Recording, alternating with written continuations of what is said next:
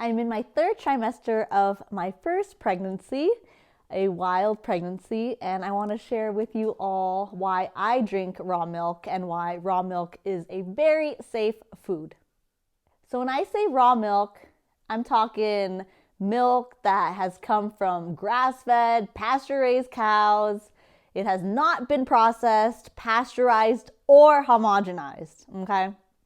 And according to Sally Fallon Morell, she's the founder of the Weston A. Price Foundation, that she says that more and more people are unable to tolerate pasteurized milk. It causes allergies, asthma, ear infections, GI problems, ADD, autoimmune disease, and constipation. And it's making babies, children, and people sick.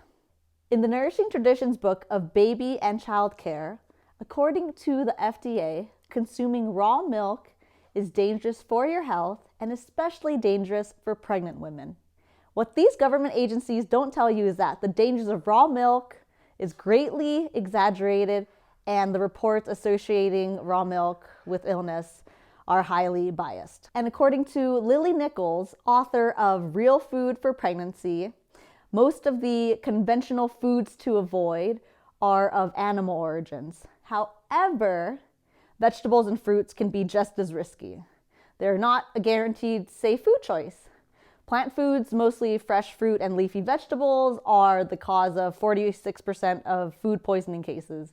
Yet you never hear, health officials warning pregnant moms to stay away from eating a salad. And recently we've had deaths from cantaloupe, spinach, bell peppers, peanuts, lunch meat, and raw oysters kill 15 people per year. But you don't see, the FDA planning to ban the sale of raw oysters.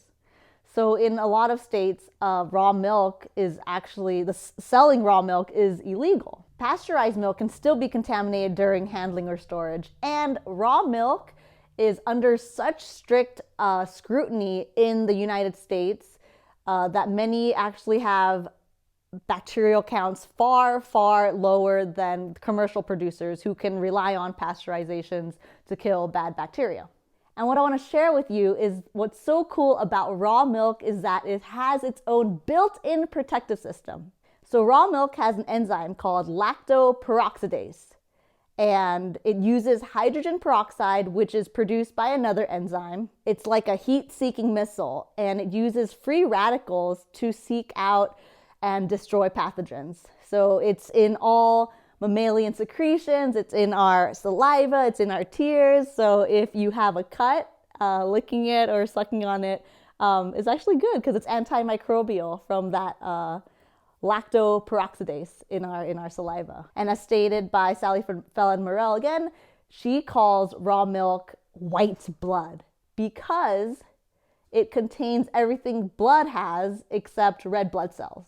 The government also says that raw milk should not be consumed by anyone who's immunocompromised, especially pregnant women. However, it creates the immune system. It's the perfect food for people who are immune compromised. There are also special fats and carbs in raw milk, and one of them are oligosaccharides. Scientists have said that humans cannot digest oligosaccharides. However, oligosaccharides are the perfect food for the beneficial flora in your gut. It feeds your good gut flora. And if you know about gut health and microbiome stuff, having a healthy gut really helps build a strong immune system. Another special fat that raw milk has is medium chain fatty acids. It's also found in coconut oil, and it goes after the bad bacteria and not the good bacteria in the milk itself.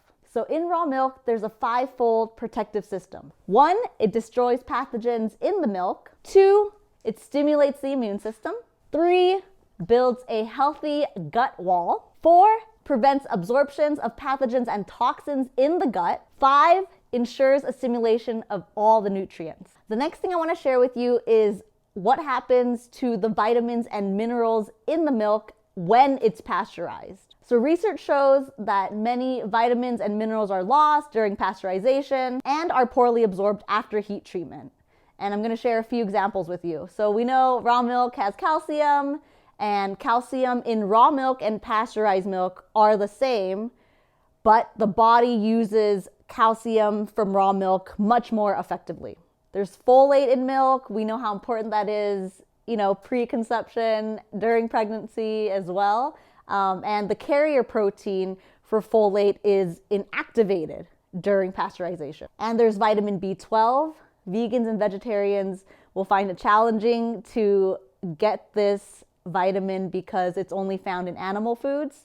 It's found in raw milk, and so raw milk contains a binding protein for vitamin B12 and results in complete assimilation, and that enzyme is completely diminished when it's pasteurized. Iodine, I get my iodine not only from milk, but from eating seaweed and nori. As for iodine levels are lower in pasteurized milk. And iron, as we know, is very important as well for a growing baby. And lactoferrin, so there's something called lactoferrin, which contributes to iron assimilation and absorption, and that is inactivated during pasteurization. And for vitamin A, heat degrades vitamin A, and pasteurization cuts assimilation of vitamin D in half. So some tips if you've never had raw milk before. Just like eating any new food, you might get runny stools or constipation. So if you plan to have a baby, make sure you drink raw milk way before your conception, before getting pregnant, just so you can get used to drinking raw milk. When I was in LA, I got my raw milk from the Market Sprouts, Whole Foods, Erewhon. You can even get at the farmer's market. Make sure the milk you're getting is coming from cows that are fed mostly on green grass or hay, and with only a small amount feeding on grain. If you can't get raw milk where you live, because in many states the sale of raw milk is illegal, unfortunately, then you can eat raw cheese. And raw cheese is legal in all states. You can also buy raw cheese on the internet.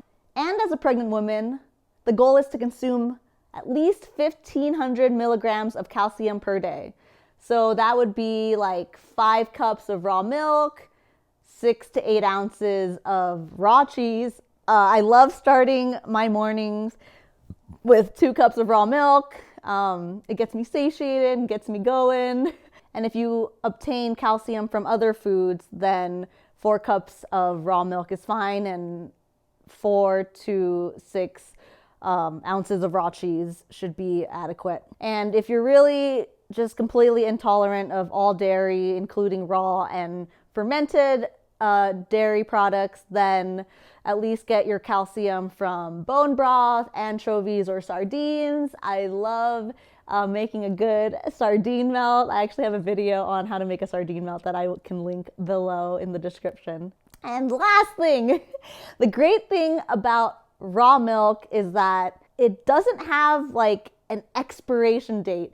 Yeah, it only maybe stays fresh tasting for about a milk compared to pasteurization that can last like 2 to 3 weeks on the shelf, in the fridge, in the market. After a week or so of fresh raw milk, it starts to sour.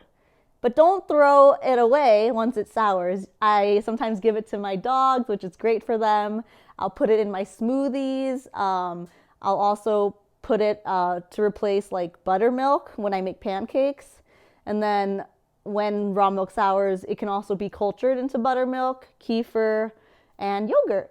So all in all, the source and handling of any food can make an otherwise safe food a questionable choice. I don't buy pre-cut fruits or veggies. If you do buy pre-cut vegetables, as long as you're gonna, cook it and heat it up, then that's fine. But yeah, I don't buy pre-cut stuff at the market. I cook at home all the time to avoid mishandled food when I eat out. So I hope you found this video informative. And if you have any questions about this topic, go ahead and leave it in the comment section below. Please click subscribe, and I will see you in the next video. Thank you so much for watching. Now go get some raw milk.